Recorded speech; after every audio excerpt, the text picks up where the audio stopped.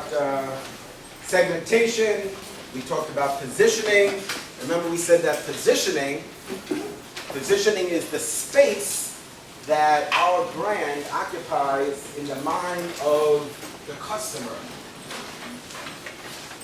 We can't be all things to all people, so we need to decide where we want to be positioned in the marketplace based on certain key dimensions that are important in our category.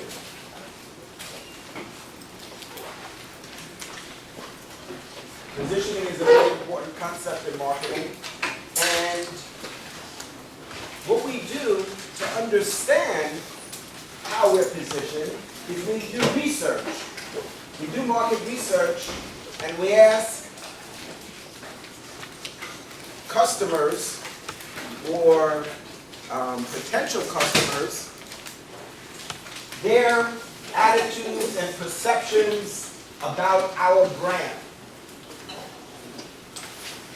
So we're doing branding research. We're trying to understand in the marketplace how people perceive our brand, and importantly, relative to other brands. And that's why we're going to look at a perceptual map. Because what a perceptual map does is it shows us a graphic representation of our positioning relative to other brands in the marketplace, which is critical. So that's a critical aspect of the perceptual map, is to understand where we're positioned relative to the competition, where our brand is positioned relative to the competition. And we should keep in mind that the reason why we're doing this research and the reason why we're creating these perceptual maps is because if we're not positioned on the map or in the minds of our customers where we want to be positioned, we can reposition ourselves. So if the perception in the marketplace is that our brand is of low quality, we could change that perception.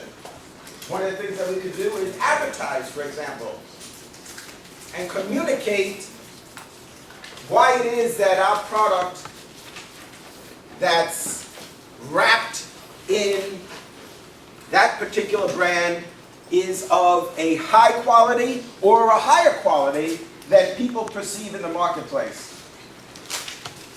So again, remember I'm always telling you, it's not just like, oh, it's interesting, so we do this map and fun times, right? Well, once we prepare the perceptual map, we have to do something with that information. Because information is only potential power. Information is only power if put to use. So once we could prepare the perceptual map, then, and we have that insight, then we have to decide what our action is going to be. Maybe there's actually going to be some corrective action. We're going to try to change the perceptions and attitudes of our brand in the marketplace. Remember, the brand is what's wrapped around the product. The brand, so for example, if this is a product, the brand is what's wrapped around the product.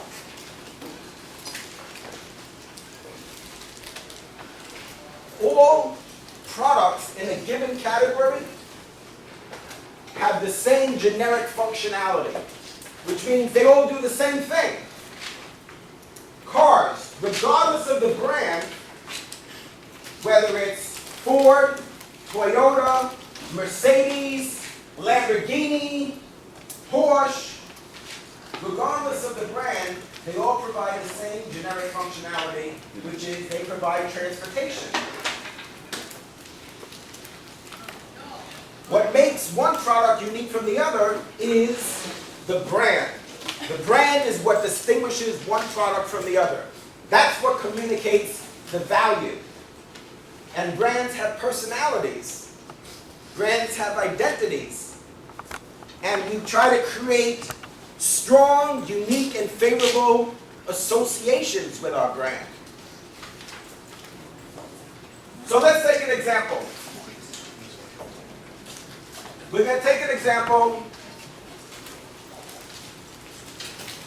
of the positioning of cars in the marketplace. So we're going to look at two dimensions, price and quality.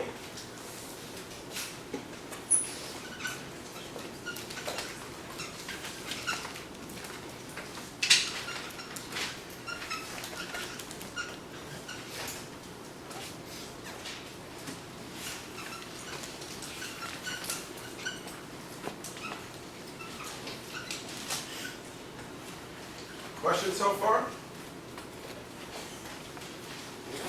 Any questions about perceptual maps? Yeah, Edward?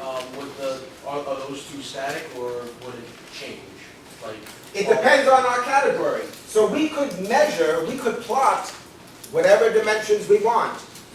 So for this example, we're going to look at price and quality. We could look at the level of innovation or the level of, let's say,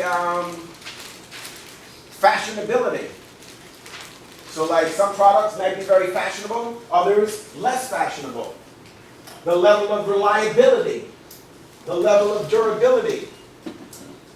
And we might want to look at multiple dimensions. So we might create 10 perceptual maps. And remember, we need to look at both the points of parity and the points of difference. Who remembers what that is? points of parity are similar features that you can offer the same as your competitor, and points of difference are the opposite, where it's features that you don't have that you have. Absolutely. So points of parity are those things, those features and benefits that we share with the competition. And the points of difference are those features and benefits that we have that the competitors don't, whether they're direct or indirect competitors. Remember last time we made a distinction. Which is more important, points of parity or points of difference? What about points of parity? Do we care about that? Yeah. Why? Who says yes? Good. Nazmo? Yeah, we do care about that, but not as much as points of difference, because that's what makes us unique as opposed to the other brand. So, right, the point of difference is what differentiates us from our competition. And usually when we differentiate ourselves in the market, we try to get a premium for our product. We charge more relative to other competitors. So think about, let's take for example, remember last time we talked about Sony. Sony charges more in the marketplace because of these points of difference that Nazmul is telling us about, which one of their points of difference is quality. So they position themselves in the minds of consumers as being a high quality.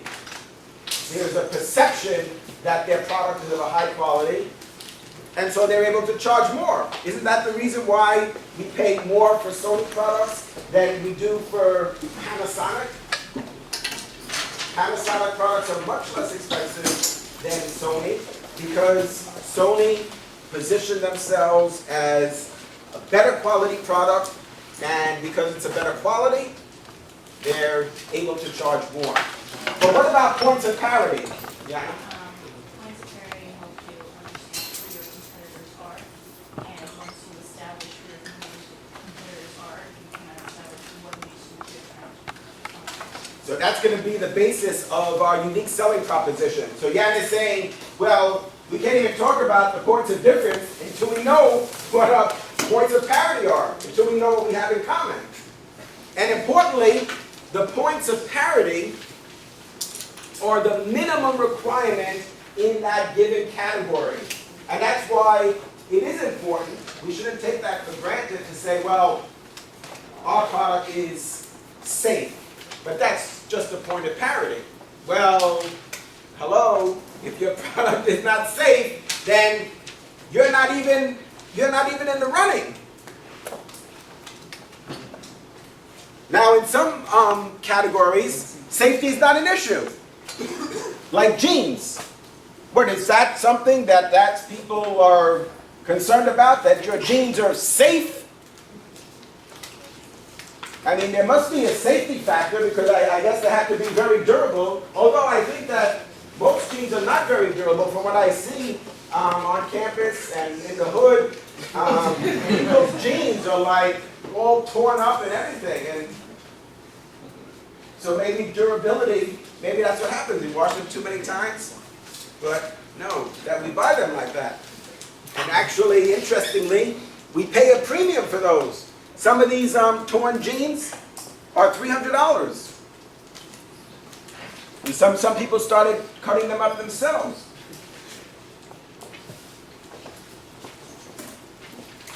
Questions? So points of parity, points of difference, both are important. What happened to Jelani? Holding that part down. Denise! What? Syllabus? Wow! She's got the syllabus, y'all. Look at that. That's what's up. That's amazing. What about the rest of you? The rest of you have the syllabus? What? You too? Chantel. You're on teams. All right, so now we're going to take an example. Right? So Edward, you can look at different dimensions. And it's likely that we are. Because price and quality, those are pretty common in most categories. That's sort of like, that's where you start. That's the minimum. When we do perceptual mapping, and also we do branding, is we're going to ask people about their perception about the quality of our product. Now keep in mind, quality means different things in different categories. Do you agree? Like what means a good quality in, let's say, computers is not the same thing as in cars or in orange juice. What does it mean to be, for orange juice to be a good quality? That's very different than saying that your car is a good quality. Do you agree? So we need to understand that that's going to mean different things in different categories. But for now, we're talking in general terms, quality. So we may ask some very specific questions about that when we do the research. So our perceptual map might be a little bit more specific. So we're going to look at the automotive industry. And we're going to look at different brands in the automotive industry. And what I need your help in doing is plotting those brands on the perceptual map. All right, so we're going to plot them based on quality and price. So let's see if we can identify some different brands of cars and then plot them on this map. So who's going to start? Who's going to tell me a brand name of a car? Marina, what do you think? Lexus. All right, so Lexus. Where are we going to put that on the map? Is it a high quality? And is it, what about price? So how high quality is it? Is it very high quality? Is it somewhere in the middle? All right, so what about then, what about price? How expensive is it? Is it the most expensive car? Do you think, I mean, in terms of your perception? Because what we're going to do is afterwards, when we do this research, we get 1,500 people that are going to give their perceptions, right? What Crystal thinks, and what Malinus thinks, and what Amulanga thinks. I said it right. Not bad, right? You're not been practicing, you don't know. Day and night. It's going to vary. So Erica might think, well, in terms of quality, it might be a 9. But then Jennifer might think it's an 8. And Jesse might think it's a 3. And Stephen might think it's a 7. So then we're going to aggregate that information, that data together, and then plot that. What we're doing now is we're saying, well, we're going to agree as a group, and then we're going to put, right, we're going to put a point on our perceptual map. But everybody here might have a slightly different perception, which is okay. When we're doing the research, what we would actually do is aggregate all that data together, the 1,500 respondents, and then determine what the average perception is. So when you're talking about Lexus, we said basically it's not the highest quality, but not the highest price, so we'll put it there. What else? Porsche. So where would you put Porsche in terms of price? Is it more expensive than Lexus? Okay. And what about quality? Better quality than Lexus? Yeah.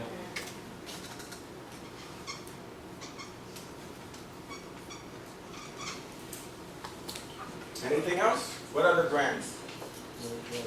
Rolls Royce, is that higher in price than Porsche? There's not going to be any room in the perceptual. Rolls Royce is more expensive? Yeah. And what about the quality? Is it the same as the Porsche or less? Better.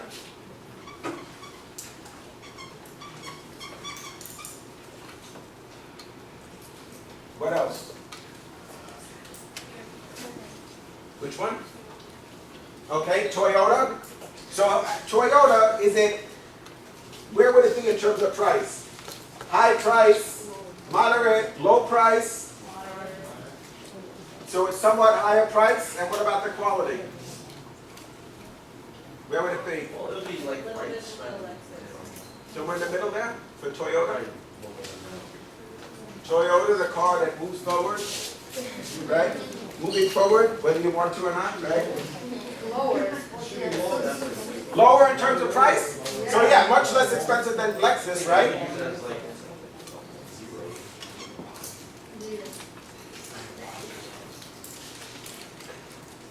And what about what's less expensive than Toyota? Kia. Smart car. Which one? Smart car. The smart car, a Kia? Kia is less expensive than Toyota?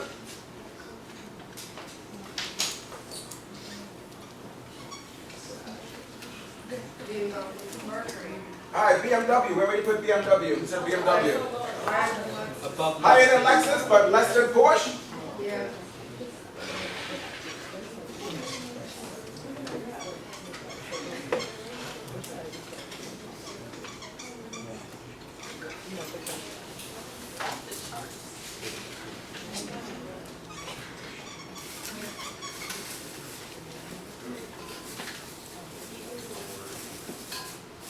All right, where would you put Ford? Found on the road dead? Where would you put that? Just put it straight in the middle. Say in the It's middle? smack in the middle there. Yeah, right there. Ford. Found on the road dead, okay. Lincoln, so where would you put a Lincoln? Somewhere, where? Somewhere in the middle? Below Lexus, above Lexus?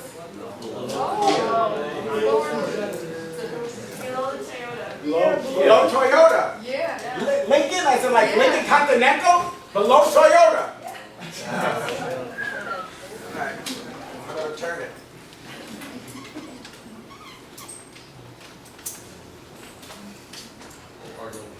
All right, so let's say that we're Mercedes. So what we need to understand is where we're positioned relative to other cars in the industry. So we want to understand who our direct competitors are and who our indirect competitors are. So for example, here we would argue that, well, BMW is at a similar price,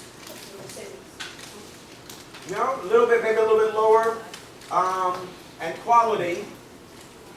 Now all of these we would say are indirect competitors, right? Because they're all brands of cars. So we're all competing as brands, we're all competing for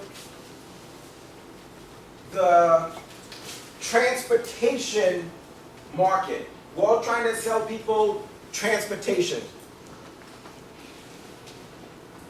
So for Mercedes, we might say that some of these are our direct competitors, and the rest, right, we shouldn't forget about Ford, because that's an indirect competitor. They still sell what? They sell transportation. And also, keep in mind that their parent company, Ford Motor Company, acquired other higher-end brands, right? Ford owned Jaguar, for example, and Volvo. So you see, that's a good example of where you might say, oh, Ford, we're not going to worry about Ford until they purchase Jaguar. Now you start to shake and tremble a little bit, right? Because we thought they were an indirect competitor, and we're not going to worry about them. But remember I said, no, you need to still be aware of them and be concerned, because your indirect competitor could become your direct competitor overnight.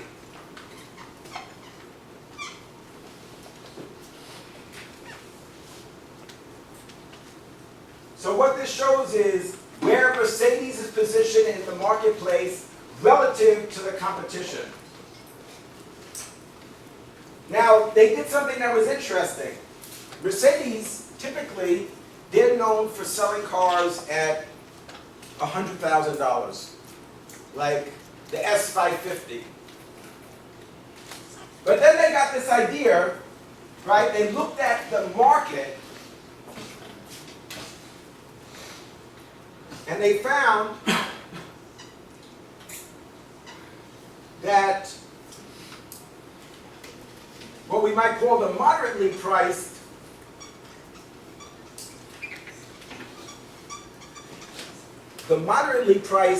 part of the automotive market was quite large.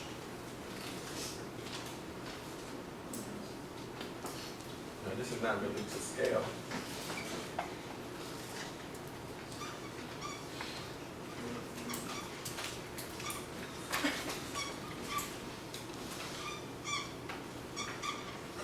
So you have the lower end of the automotive market, the moderately priced segment, premium, or we could say luxury market, and then ultra luxury.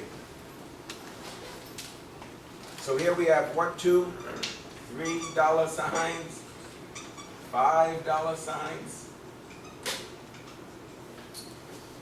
So Mercedes was here. Now remember, we talked about doing market sizing. That's what we're showing here, is we're showing the size of these different segments. And they decided that they wanted to sell cars here.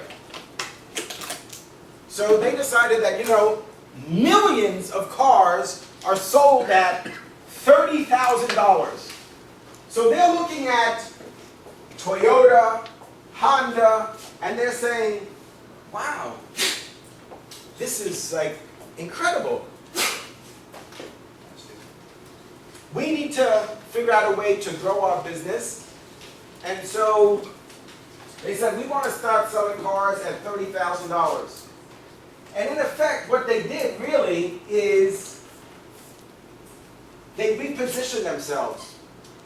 Maybe unintentionally, but they did reposition themselves, because all their commercials, right, and all their print ads show this and this. What is this? This is the symbol for Mercedes-Benz. And so on every print ad, they would show this symbol and then this price. Well, what's going to happen when people see that enough times? That means they're going to associate that symbol with that price. Remember before I said we want to create strong, unique, and favorable brand associations. So we need to create associations with our brand. Well, this is an example of creating association. Every time you show this symbol, you're showing this price. Well, how long do you think it takes for people to process that and start to believe that that symbol means $30,000? Isn't it like, well, let's think about the opposite where Ford purchases Jaguar. To the competitors, wouldn't they be like, well, the idea of the Jaguar is going to go down because people are going to start thinking of it as a Ford?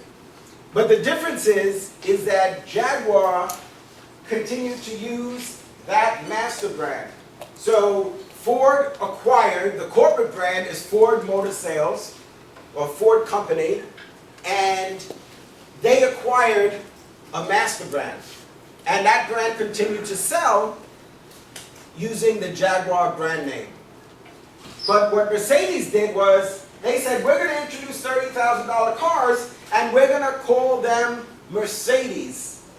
So we're going to sell Mercedes at $30,000. We're going to sell Mercedes at $60,000. We're going to sell Mercedes at $90,000. That's the problem. What you're doing is departitioning the market. You can't be all things to all people. Now, don't get me wrong. It's okay to sell at multiple price points. It's okay. Like, for example, Toyota.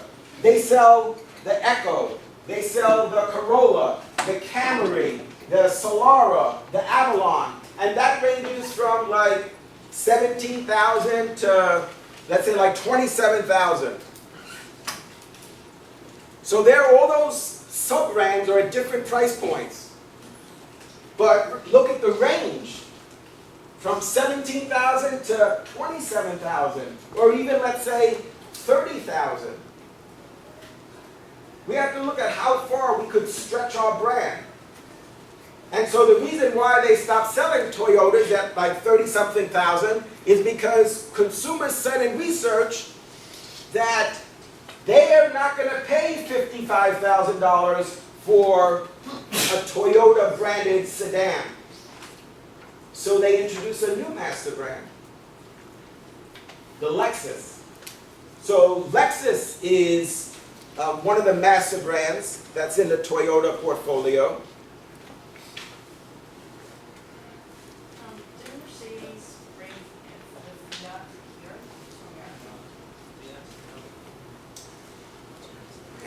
And where are we going with that? No, the Fiat is theoretically cheaper than like the Mercedes and the Lexus, so.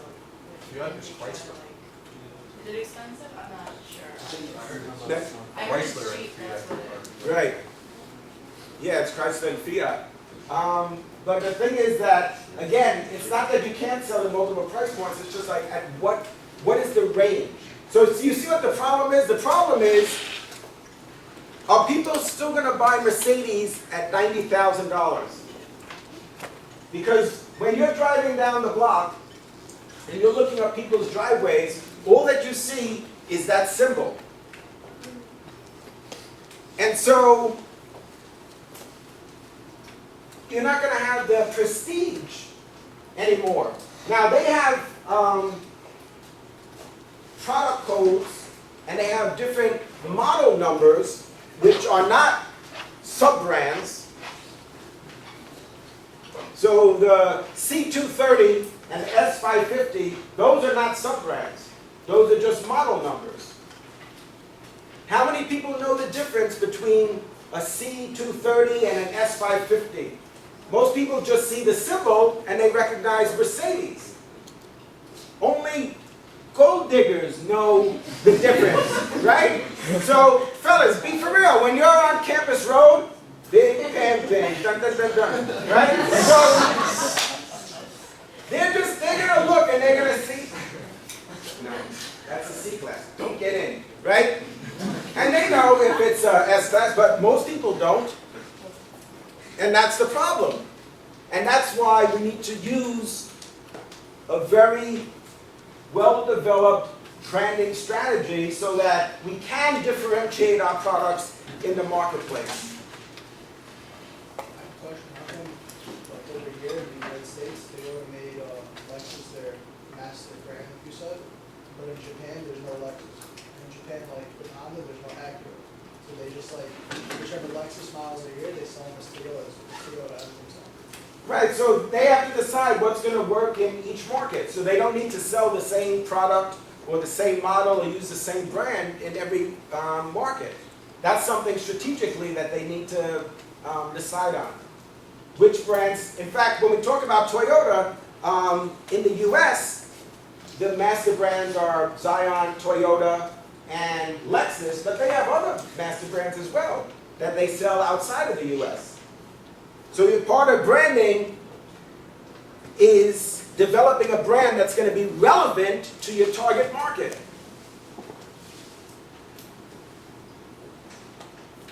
So some brand names, for example, might translate to something offensive in a particular market. All of those things we need to understand. I remember we talked about the Chevy Nova.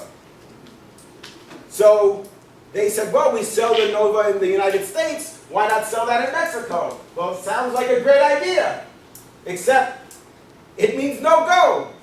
You're not going to sell a lot of cars that are no-go, right? Or is it just me? What do you think? No-go. That wouldn't be my first choice for the name of a car.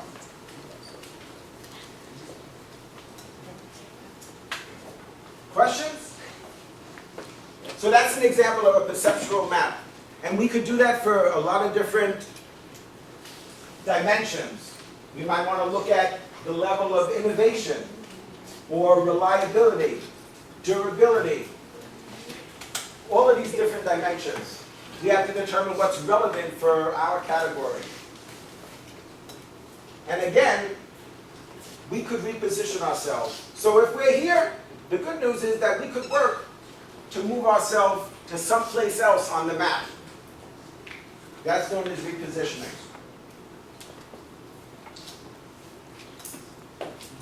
Now, we need to develop new products. New products are the lifeblood of a company. Companies need to continue to reinvent themselves. So the first stage of a new product development process is to identify an opportunity in the market. We have to identify an unmet need. Now, importantly, in chapter 1, the marketing concept says that we need to identify an unmet need and, Susanna, you ready? Yes. And achieve the organizational goals. Some of you are a little unclear about that. Identify an unmet need and meet that need. Well, yes, but the marketing concept as described in chapter 1 says that we also need to meet the organizational goals, which might be to increase market share, increase sales, improve profitability, maximize customer satisfaction.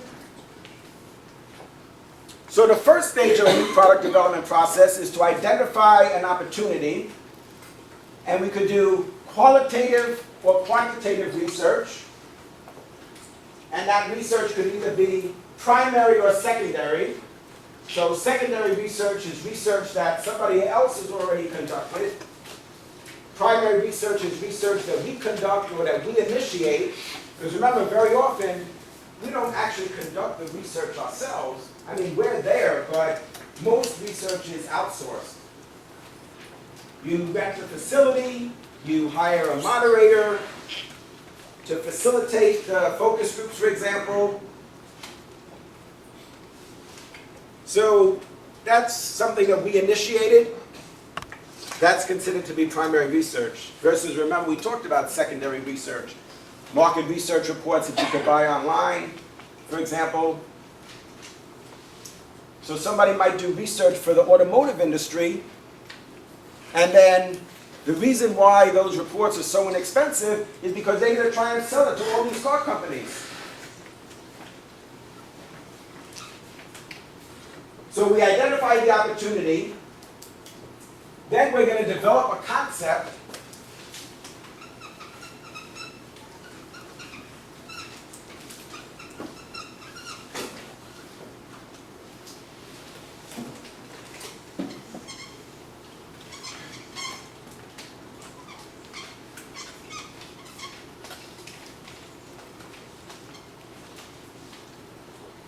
So the concept is going to include a visual, like this is actually a concept board, which has a visual of the product, and then the concept statement. Now, for the first time ever, a non-stick pot with glass lids and ergonomically designed handles. That's the concept statement. So what we're going to do is we're going to show these concepts to consumers in research. we'll go into research with, let's say, 10 or 15 concepts like this. And we'll get input and reactions from the consumers about the concept. So they'll tell us how they would change it, how they would improve upon the concept. So we're going to then take those concept boards and then revise them, and then get further input during research. That's inexpensive to do. Well, 4 sets of focus groups is $50,000, but what's inexpensive to do is those boards, right? Because you're going to have somebody in the company who could sketch these concepts. So that you could do fairly inexpensively and fairly quickly. What starts to get expensive is when you have to create prototypes. That would be the next step, is to take that concept and then create a physical prototype that you could take to research, and participants can touch and feel the prototype.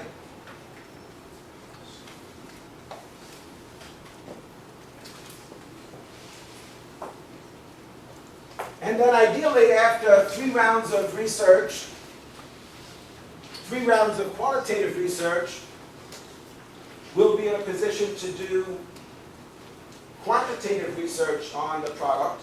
Because remember, when we do the focus groups, basically you have 12 people in a room.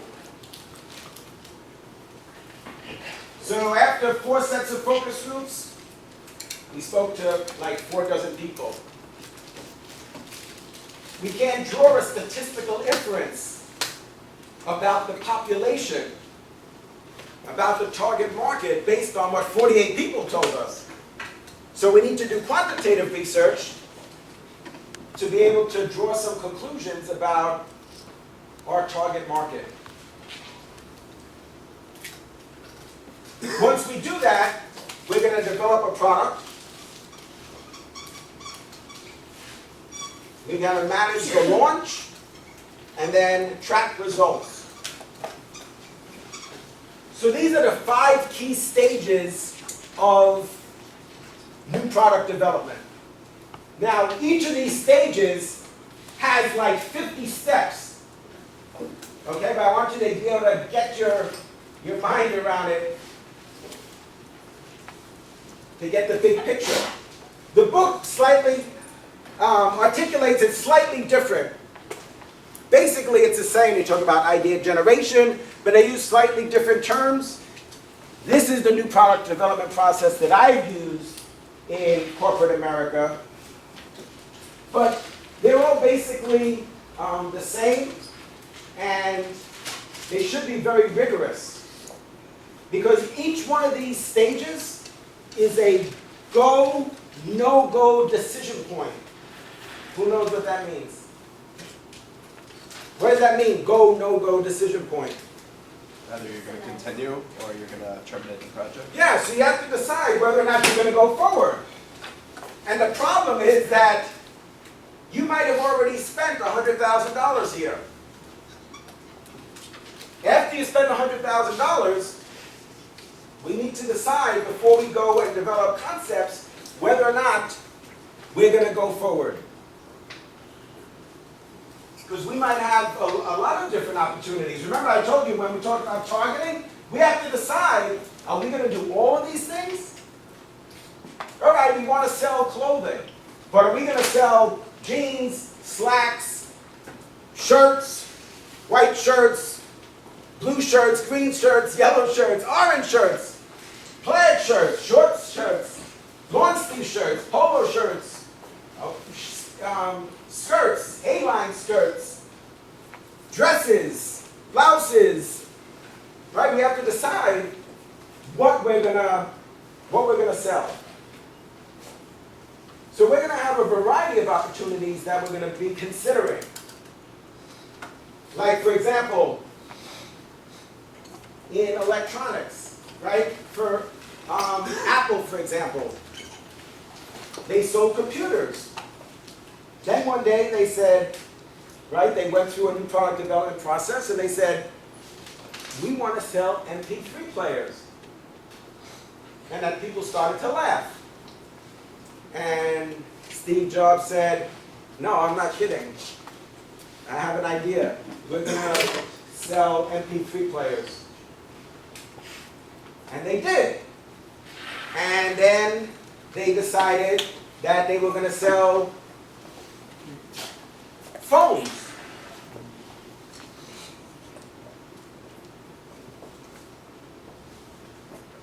You guys know what this is? Is it the 5? Oh. What? Holla! It is the 5. OMG. Wow. That is like so cool. Oh, look at this. Everybody's texting me.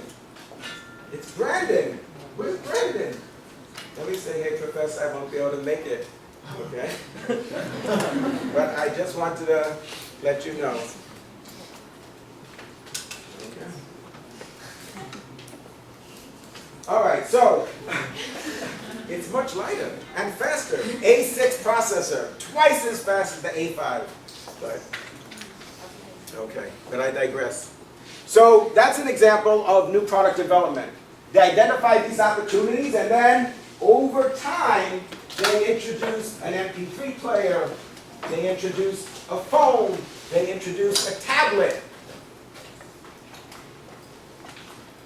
And they went through, I'm sure they had other products that they were considering as well. And they went through this process, and some dropped out, and some they went forward with. So then here is another go, no go. Another go, no go. Until you actually launch the product. Surprisingly, a lot of products fail. Why is that? Why do you think a lot of products would fail? You say, wow, but you describe this really rigorous process. You said, like, this is the process that, like, I use this and develop new products in corporate America, and then you're telling me that companies introduce products and they're not successful. I mean, like, they fail. As in, like, bomb. As in, like, loser! Like, how is that possible? Why do products fail? They screwed up the marketing mix. Yeah, that's usually a big problem. Sometimes it's not enough to have a great plan. You have to have flawless execution. So, interestingly, some companies have only an average plan, but the plan is flawlessly executed, and they're very successful. Very important. So keep that in mind throughout your career. Make sure you have a good team, because you could have this most amazing plan, brilliant, but then you have people working there on your team that didn't graduate from Brooklyn College, never took this class that you're relying on for your $250,000 bonus. So execution, poor execution, is definitely a reason. What else? Didn't use the target audience, or it was the wrong target market. Oh yeah, so you might not have been able to effectively reach the target audience. Sometimes people think that creating ads is the same thing as advertising.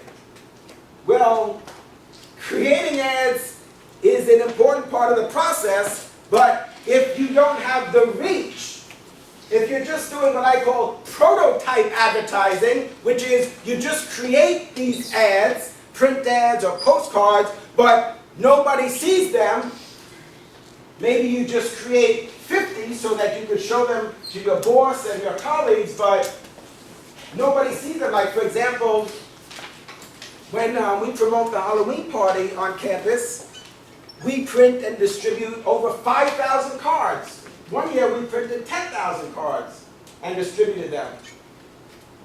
But you can't just create 50 cards and then show them to some people on campus and think that that's advertising. I mean, you could create concepts and ads for a lot of events, for dozens of events on campus. But if you're not, like Yana says, if you're not reaching your target audience, and there's not enough frequency, then people aren't going to be aware that the events are occurring.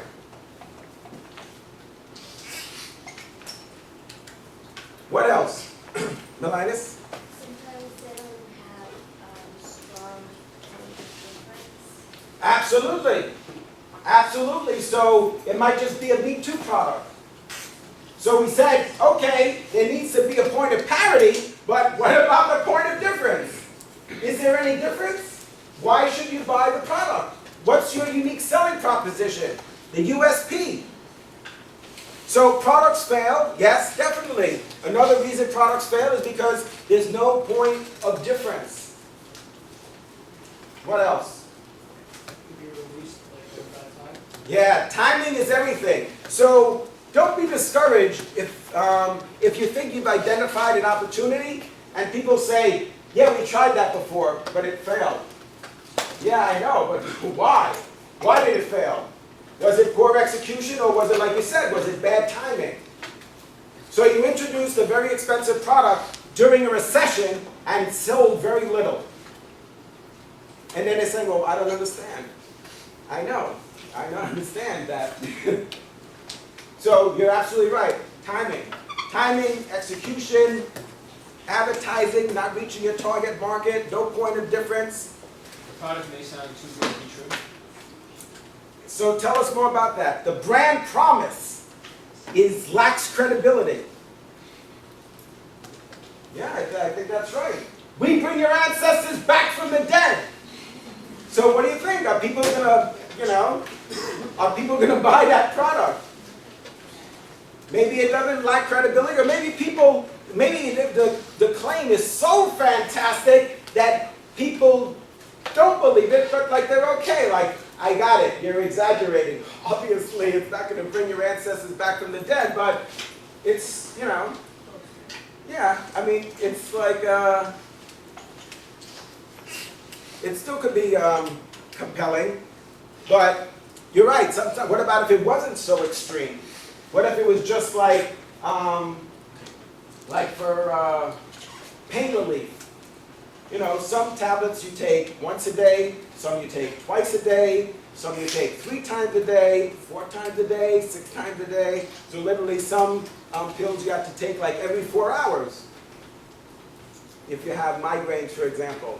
But then what happens if you introduce a pill and you say, well, you only need to take this once a day?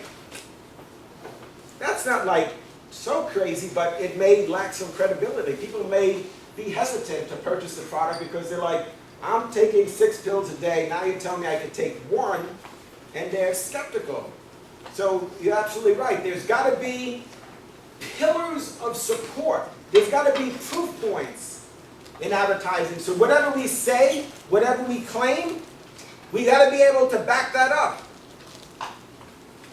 Also, like, especially when you are introducing a new product, sometimes it felt because you're not educating your audience about it, like you're not having a really good protocol about the product.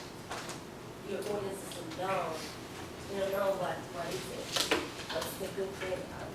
Right, so you're not communicating effectively. Right. Yeah, absolutely. So a lack of communication or ineffective communication with the target market. Anything else? Maybe there's just no economic access to it. Like, for instance, if you were to come out with a new grocery goods, there might be like 20, 50,000 other grocery goods that might not be competing in the same area, but because there's so many, people won't have enough time, money to go through it. Right, so absolutely. What Edward is saying is getting on the shelf at retail is a challenge. So it's not enough to sell the customer, right, convince the consumer, but you have to be able to convince the retailer to carry the product. So we always talk about selling 3 individuals. when we're launching the product. We talk about selling the salespeople. Yeah, because if your salespeople don't buy in, you're going to have problems. So you have to convince your own salespeople, you have to convince the retailers, and you have to convince the purchasers. Let's say in this case, we're going to say the consumers. So it's challenging to get on the Walmart planogram. You want to sell at Walmart. They're the world's largest retailer. Well, they have a planogram. They have products on their shelf already. If they take our product, that means something else has got to come off.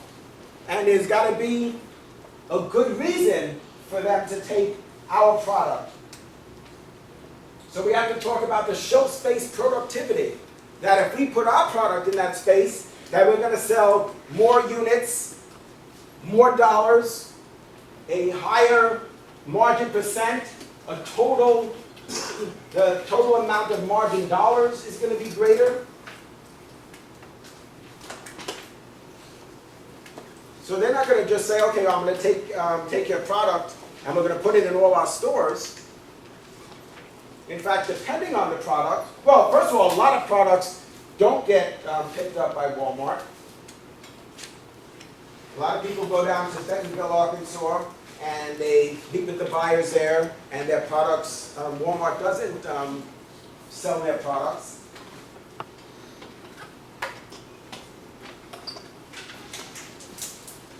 But some of them do, and what they do sometimes is they'll give you a limited distribution, like they'll do a test. They'll say, we'll put you in 500 stores, or 1,000 stores, so they won't put you chain-wide.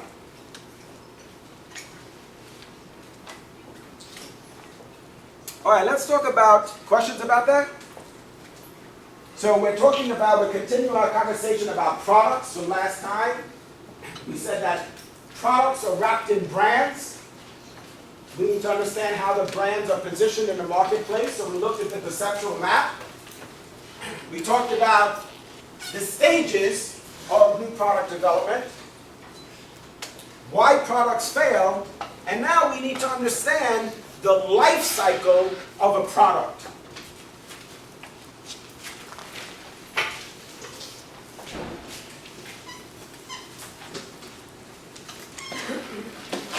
All right, so these are the stages of the product life cycle.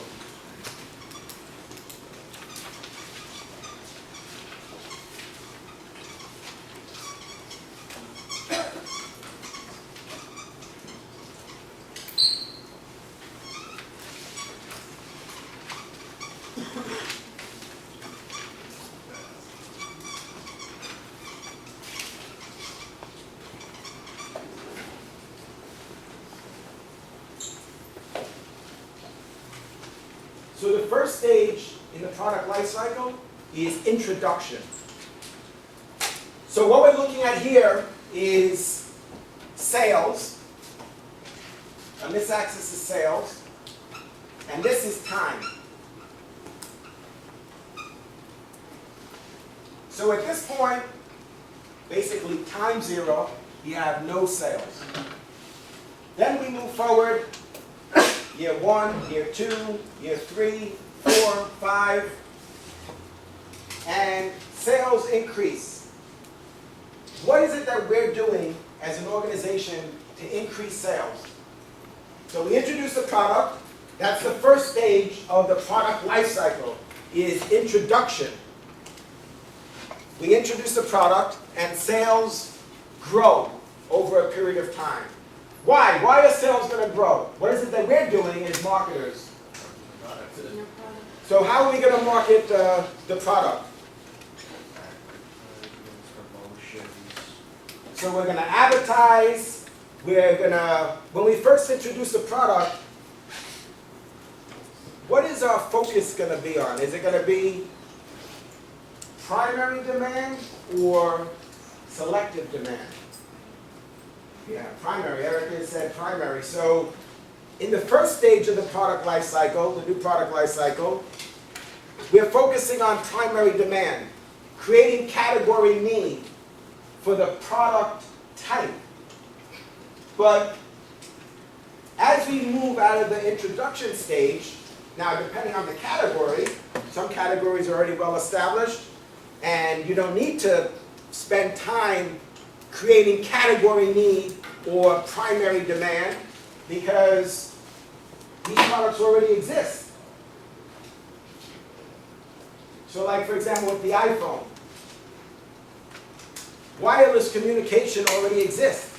Mobile phones already existed. What Apple did effectively was focus on selective demand and communicate how their brand provided a point of difference, and actually quite a few points of difference relative to the competition.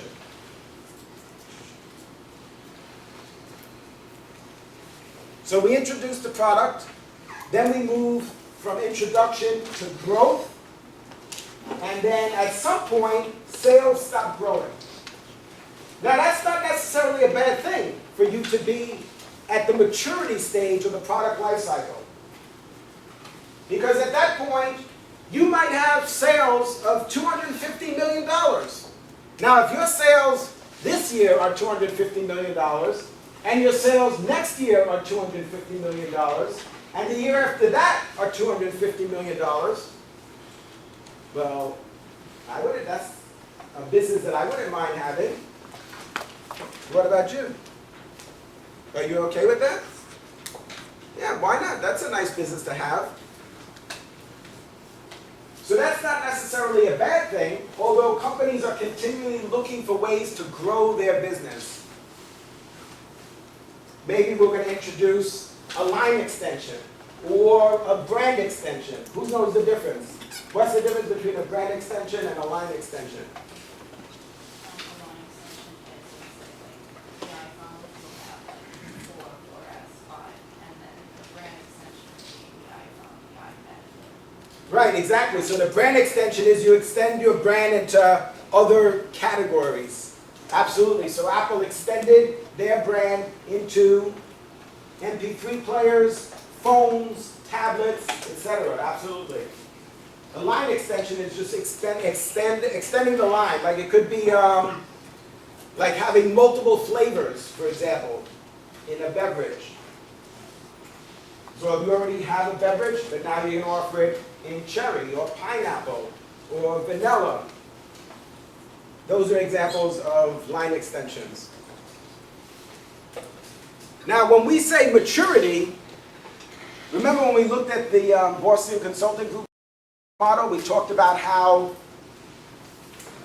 some SBUs that we have are growing very rapidly. So when we talk about maturity, if the category is growing 2 to 3% per year, that's basically mature. Growth, when we talk about growth, we're talking about usually 50%, 100%, 200%, 300%. We're talking about rapid growth. So like the beverage market, remember we talked about that? We said in the US, it's $200 billion per year at retail. That grows about 2 to 3% per year. Yes, it's growing a little bit, but it's basically in the maturity stage of its product life cycle. Now what you need to worry about is controlling how long we stay in that period of growth. So what we want to do is keep stemming growth, to keep the business growing for as long a period of time as possible.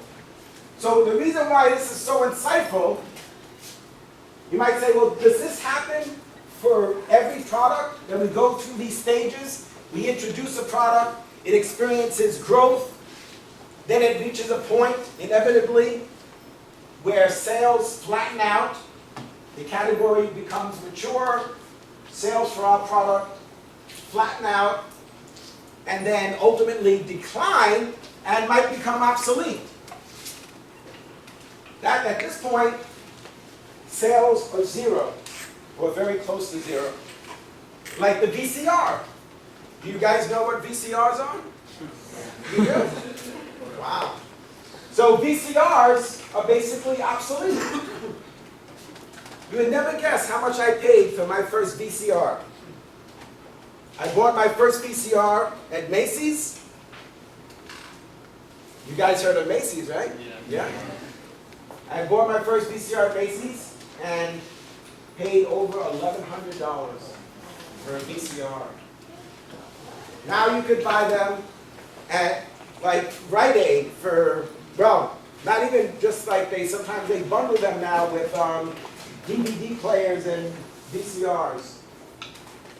And pretty soon they're not even gonna be selling those. They may not, you see? Obsolete. The product is obsolete. This is so insightful because this tells us what will happen, basically, if we do nothing.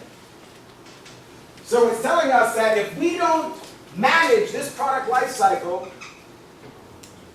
our product is going to become obsolete. Well, that depends on the product. If you're talking about like technology, it's always going to be advancing. New things are always going to come out. But if you're selling things like mattresses, like, you know, nothing new is coming out. Like cribs, nothing new. It's always going to be the same line. For our product line, I'm talking about for us, for our company, for our business, we might, right now, 2 mattress companies are merging. Serta and Sealy. So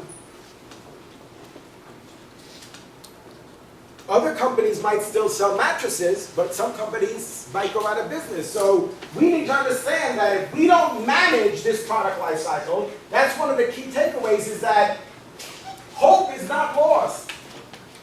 We could manage this product life cycle. You can take a whole course in product life cycle management. We could manage the product life cycle. We could continue to manage the marketing mix so that sales continue to grow. So this is a foreshadowing of what's to come. So if we don't effectively advertise the product, promote the product, make modifications and enhancements to the product, sell it at the right price, have a compelling brand hierarchy and pricing strategy, then we're not going to be successful. So for example, one of our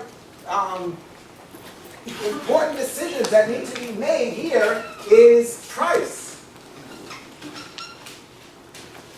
So we could introduce the product at a high price or a low price.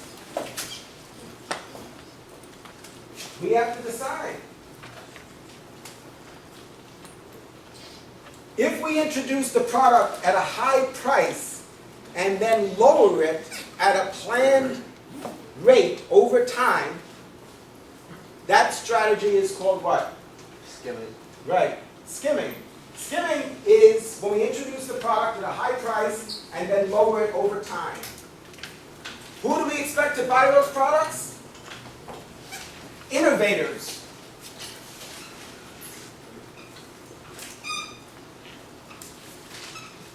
So according to this model, the diffusion of innovation model, innovators are going to be the first to buy the product.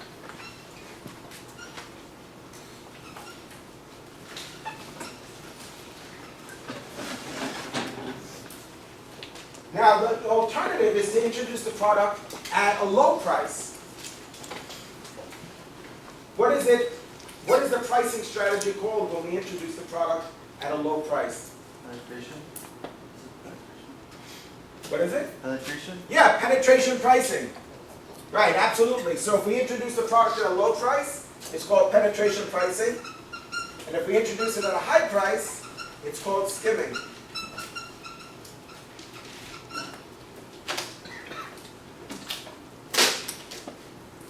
So in this model, we have the innovators, the early adopters, the early majority,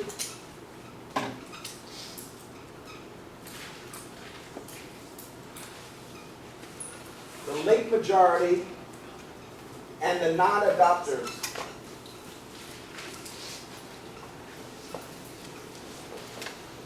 Which sometimes is called laggards. In the book, they use the term laggards. What's a laggard? Laggards are non-adopters. Those are the customers that are not going to purchase the product.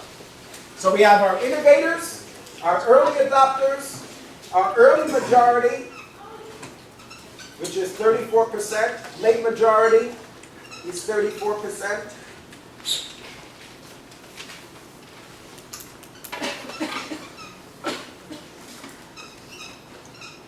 Now, is it always going to be these percentages? No.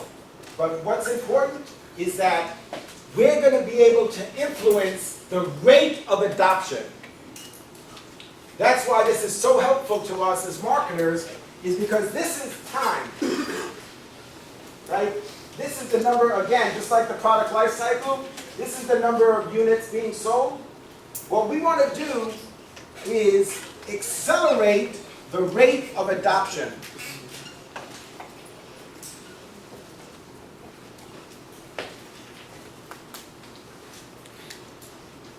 Do you agree? Is that a worthwhile objective?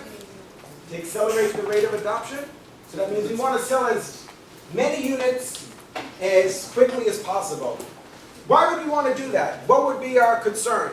Why are we trying to sell as many units as possible? Maybe we wanna let the product life cycle go as high as possible. And also consider technology. People generally use a lot of technologies, so they might be worried about that and get as much going as possible, as quick as possible. The more you get people to buy at a small amount of time, the growth will exponentially increase, and that will give less competitors to catch up to what you're doing. So, and then while the competitors are catching up, you have a new product that Yeah. customer. Yeah, absolutely. So think about it. While we might think we're going to implement skimming and we're just going to keep milking the product life cycle and introduce it at a high price and then lower it a little bit and then lower it a little bit more, what are our competitors doing? Right? What are these guys doing? Do you think they're sitting around twiddling their thumbs? No. So we're not operating in a vacuum. There's a competitive set. There's a competitive market. So within that market, we need to be sensitive to the fact that our competitors might leapfrog us. Well, we're sitting there thinking, oh, our customers, we're just going to keep following our strategy and we're going to maximize our sales and our profits over 10 years. And what happens? 6 months after we introduce our product, like Yana says, a competitor introduces a new product that's better than ours, that has a more advanced technology. So there's some risk associated with skimming. Sure, why not? Sell the product for as much as you can. Sounds like a good idea. But maybe it's better to sell it at a lower price in a price-sensitive market, because some markets are elastic and some are inelastic. Elastic markets are price-sensitive. So that means if you lower the price, you're going to sell more. Not all markets are like that. Not all markets are perfectly elastic. Some, you lower the price 10%, you might see a little bit of an increase in either consumption or usage. But what happens if Con Ed says, we're lowering the price of electric 10%? So what, we all run home and turn on the AC? No, so some might. So that's why I said it's not perfectly elastic. What do we got, another 2 hours?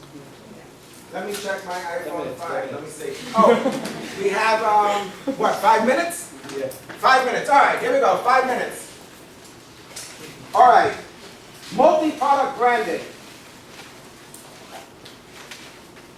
So a good example of multi-product branding is that idea of having a corporate brand or a master brand. Sometimes we call it family branding, which is what we talked about before, which is Sony would be a good example of multi-product branding. Why do I say that? Because Sony sells gaming consoles. They sell TVs. They sell DVD players. All of those are different product types, but they all have the same Sony master brand on it. So multi-product, we're selling multiple products, DVD players, VCRs, gaming consoles, TVs, but despite the fact that we sell so many different types of products, they all have the same brand. Multi-products, but with the same brand. All of them are branded Sony. That's their branding strategy, is this multi-product branding approach. So something like Ford and Jaguar would not be multi-product branding. No. So that would be an example of multi-brand, a multi-brand branding strategy. A good example of that is Procter & Gamble. Johnson and Johnson? Yeah, Johnson & Johnson. So for example, with Procter & Gamble, they have dozens of master brands in their portfolio. So Procter & Gamble is the corporate brand. They have dozens of brands in their portfolio such as Scope, Tide, Crest, Charmin, Downy. All of those brands and more are part of their portfolio. They're all part of Procter & Gamble, but each product, whether it's detergent or dishwashing soap or toothpaste or mouthwash, they all have a different brand name associated with it. So multi-brand. Multi-brand means that the company uses a different brand name for each product type. So they don't call everything Procter & Gamble. They don't call everything Crest. They don't call everything Scope. They sell mouthwash. Their mouthwash is branded Scope. Their toothpaste is branded Crest. And they have laundry detergent. They brand Tide. But they also have laundry detergent that's branded Gain. They have dishwashing soap. They have Dawn is one of their brands of dishwashing soap, but they also have Ivory, which is another one of their dishwashing brands. So same company, but they use different brands to market their products. The same with Nabisco, which is a part of Kraft. So Nabisco, for example, no, I take that back. Yeah, the way they market themselves now is more, I would say, more multi-product branding. You know why? Because on all of their products, on all of the Nabisco products, what do they have in the corner? Yeah, they have their that logo there. Yeah, so I would say that's more, everything is branded Nabisco, but they also have, of course, some master brands. Right. Like on the back, most products that you don't see it. Right, so I would say that's an example of multi-brand branding strategy. Even though they have some products that are called Unilever, right? That doesn't mean that their branding strategy is not to use multiple brands. You're right, they have also in the same category, they compete with Procter & Gamble, and they have their own brands of detergent and soap and so forth. Private branding, for example, would be Sears, like their Kenmore brand. And what? Sears, at Sears Company, Sears Roebuck, who used to be, believe it or not, they used to be the nation's largest retailer. They have private label products that they sell in their store. So, for example, they sell dishwashers, washing machines, dryers. They're branded Kenmore. They're Sears products. Those are products that are developed specifically for Sears. And some companies do both. Some sell their products at Sears, and they also have their own brand, like Michelin, for example. The tire company, they sell Michelin tires, but they also make tires for Sears. We need to decide which branding strategy is going to be the best for us within this context. And what we've been talking about previously, we need to decide how it comes to life, how we make it actionable. All right, so do good things. Have a good weekend. I'll see you on Thursday, next Thursday.